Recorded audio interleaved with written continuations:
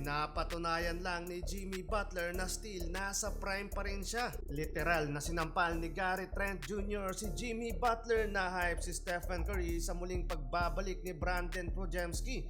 Inararo naman ni Giannis Antetokounmpo ang depensa ng Warriors. Nagkasagutan pa ang dalawang head coach sa laban. Susubukan mga idol ng Golden State Warriors na makuha ang muling panalo kontra sa Milwaukee Bucks at makapag-bounce back mula sa kanilang talo kontra sa Denver Nuggets. Milwaukee Bucks versus Golden State Warriors. Now Stephen Curry mga idol, pinagpahinga muna ng Dub Nation pero 3-pointer agad ang unang field goal ng Warriors mula kay Quintin Post. Back-to-back dyan mga idol ang home team.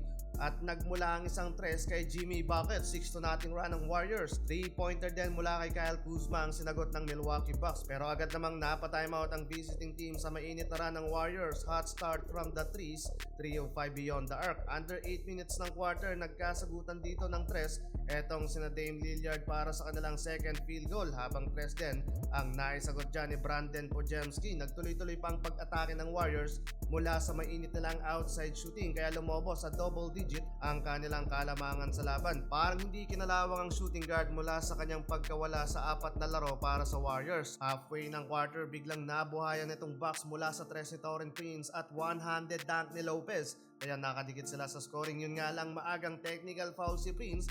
Kasunod namang nangangalabaw si Giannis Antetokounmpo. Nasampal pa ni Gary Trent Jr. etong si Jimmy Butler. Challenge yan mga idol ni Steve Kerr pero nakakuha pa rin ang free throw doon ng Milwaukee Bucks.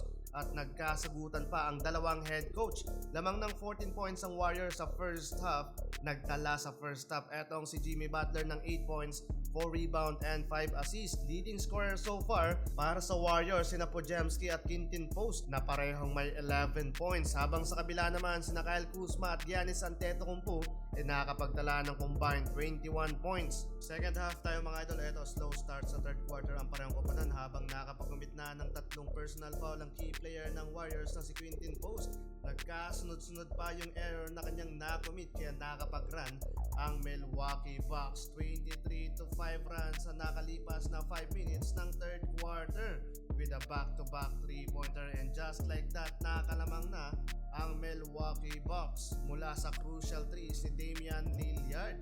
Burado ang double-digit lead ng Warriors mga idol. To start the last quarter, take over si Jimmy Butler mula sa 3-point line at nakakapag-draw pa doon ng foul mga idol. High scoring dito si Jimmy Butler na may 20 points na sa laban. 5 straight points mga idol. Balik double-digit ang lead ng Warriors. Hype na hype ang crowd sa nangyayari. Pinapatunayan lang ni Jimmy Butler na still nasa prime pa rin siya. Sumatotal ng laban ito, pinakaban ng Milwaukee Bucks ang Golden State Warriors. Panalo ang GSW na walang Stephen Curry.